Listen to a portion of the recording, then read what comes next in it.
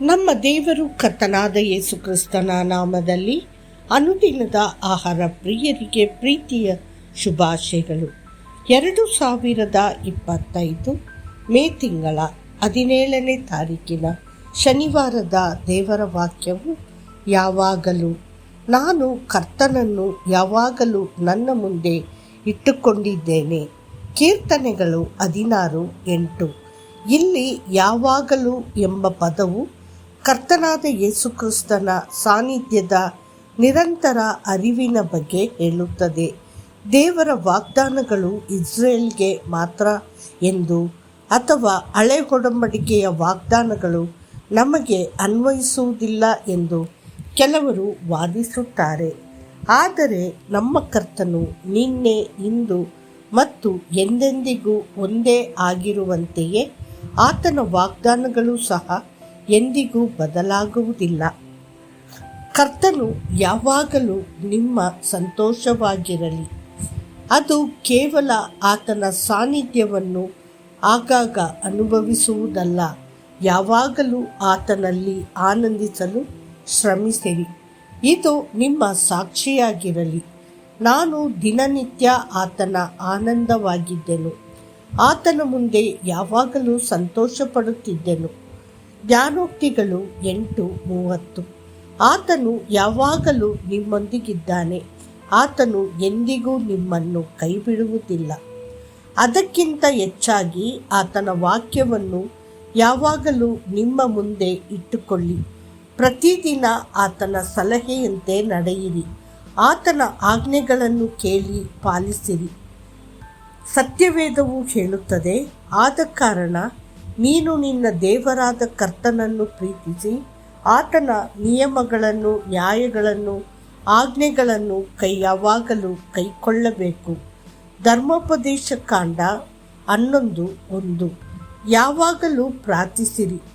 ಪ್ರತಿ ಹೃದಯದ ಬಡಿತ ಮತ್ತು ಪ್ರತಿ ಉಸಿರು ಯೇಸುಕ್ರಿಸ್ತನ ಹೆಸರಿನಲ್ಲಿ ಪ್ರಾರ್ಥನಾಪೂರ್ವಕ ಆಲೋಚನೆಗಳಿಂದ ತುಂಬಿರಲಿ. ದೇವರು ನಿಮ್ಮ ಪ್ರಾರ್ಥನೆಗಳನ್ನು ಕೇಳುತ್ತಾನೆ ಎಂಬ ನಿರಂತರ ನಂಬಿಕೆ ನಿಮ್ಮಲ್ಲಿ ಇರಲಿ. ಆ ನಂಬಿಕೆಯೇ ನಿರಂತರ ಪ್ರಾರ್ಥನೆಯನ್ನು ಬಲಪಡಿಸುತ್ತದೆ ಮತ್ತು ಪ್ರೋತ್ಸಾಹಿಸುತ್ತದೆ. ಯೇಸು ಹೇಗೆ ಪ್ರಾರ್ಥಿಸಿದನೆಂದು ನೋಡಿ. ತಂದೆಯೇ, ನೀನು ನನ್ನ ಬಡಿತವನ್ನು ಕೇಳಿದ್ದಕ್ಕಾಗಿ ನಾನು ನಿನಗೆ ಕೃತಜ್ಞತೆಯನ್ನು ಸಲ್ಲಿಸುತ್ತೇನೆ ಮತ್ತು ನೀನು ಯಾವಾಗಲೂ ನನ್ನ ಬಡಿತವನ್ನು ಕೇಳುತ್ತೀ ಎಂದು ನನಗೆ ತಿಳಿದಿದೆ. ಯೋಹಾನ 11:42.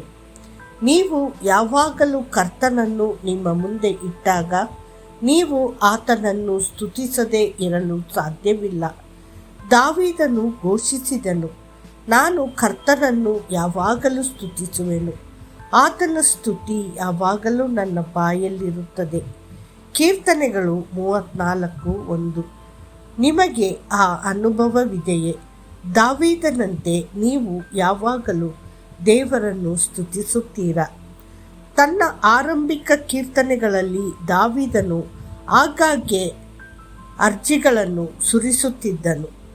ಆದರೆ ಅವನ ನಂತರದ ಕೀರ್ತನೆಗಳಲ್ಲಿ ಅವನು ಯಾವಾಗಲೂ ಕರ್ತನನ್ನು ಸ್ತುತಿಸಿ ಧನ್ಯವಾದ ಹೇಳಲು ನಿರ್ಧರಿಸಿದನು. ಅವನ ಹೃದಯವು ಆರಾಧನೆಯಿಂದ ತುಂಬಿ ತುಳುಕುತ್ತಿತ್ತು. ಅವನು ತನ್ನ ಆತ್ಮಕ್ಕೆ ಹೀಗೆ ಹೇಳಿದನು, ನನ್ನ ಪ್ರಾಣವೇ ಕರ್ತನನ್ನು ಸ್ತುತಿಸು. ನಾನು ಬದುಕಿರುವವರೆಗೂ ಕರ್ತನನ್ನು ಸ್ತುತಿಸುವೆನು, ನಾನು ಇರುವವರೆಗೂ ನನ್ನ ದೇವರನ್ನು ಸ್ತುತಿಸುವೆನು. ಕೀರ್ತನೆಗಳು 146:1 ಮತ್ತು 2. ದೇವರ ಪ್ರೀತಿಯ ಮಕ್ಕಳೇ, ಕರ್ತನನ್ನು ಯಾವಾಗಲೂ ನಿಮ್ಮ ಮುಂದೆ ಇರಿಸಿರಿ ಮತ್ತು ಆತನ ಸನ್ನಿಧಿಯಲ್ಲಿ ಯಾವಾಗಲೂ ಸಂತೋಷದಿಂದ ಜೀವಿಸಿ. ಮತ್ತಷ್ಟು ಹೆಚ್ಚಿನ ಧ್ಯಾನಕ್ಕಾಗಿ ಯಾವಾಗಲೂ ಕರ್ತನಲ್ಲಿ ಆನಂದಿಸಿರಿ. ಮತ್ತೆ ಹೇಳುತ್ತೇನೆ, ಆನಂದಿಸಿರಿ.